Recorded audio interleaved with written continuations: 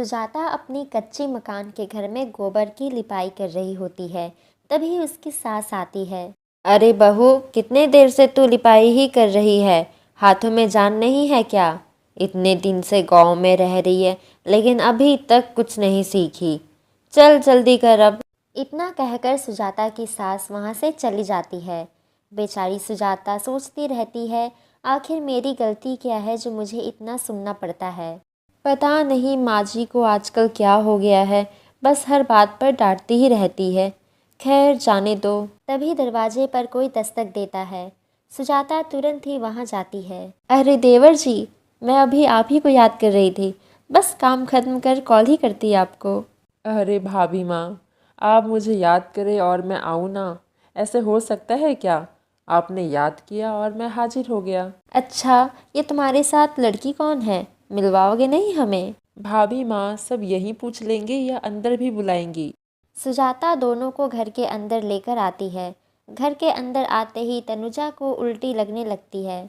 उफ़्फ़ो राहुल, ये कैसी बदबू है? मेरा तो दम घुट रहा है यहाँ पर। अच्छा ये, आज ही मैंने घर को गोबर से लिपा है ना, इसलिए इसकी सुगंध आ रही है। व्हाट रब्बिश, इतनी बदबू की ये सुगंध कह रही है। अरे तनुजा, कैसी बात कर रही हो? भाभी है ये तुम्हारी, इज्जत से बात करो। राहुल अभी अपनी पत्नी को समझा ही रहा था कि उसकी माँ भी वहाँ आ जाती है। अरे लल्ला, तू शहर से वापस कब आया?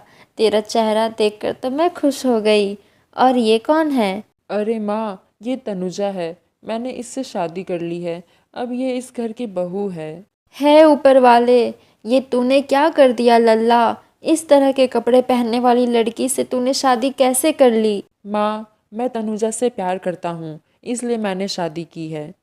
लेकिन लल्ला, इसके कपड़े तो देख, किस तरह के कपड़े पहन कर आई है हमसे मिलने के लिए।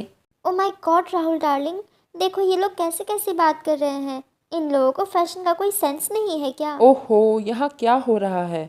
माँ, भाभी, ये बहुत बड़ी मॉडल है। एक बहुत बड़ी टॉप मॉडल में से एक है ये। हे भगवान, ये सबको क्या हो गया है? सब कैसी बहकी बहकी बात कर रहे हैं। सुजाता, तुम इसे अंदर लेकर जाओ और कपड़े बदलवा कर लाओ। सुजाता तनुजा को लेकर अपने कमरे में आ जाती है।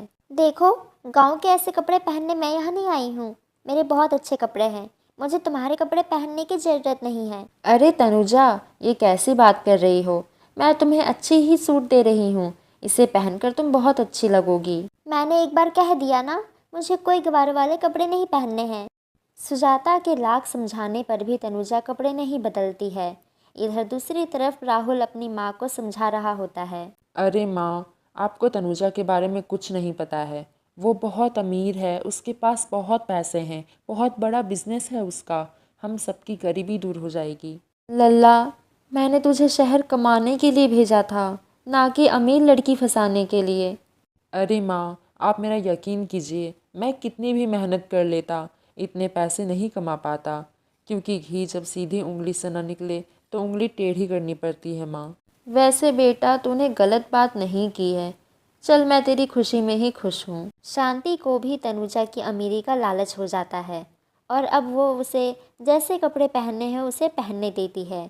शांति अब अपनी बहू तनुजा को कुछ नहीं कहती, बल्कि अपनी बड़ी बहू सुजाता को ही कोसती रहती है। अरे बहू, तू कैसे कपड़े पहनती है?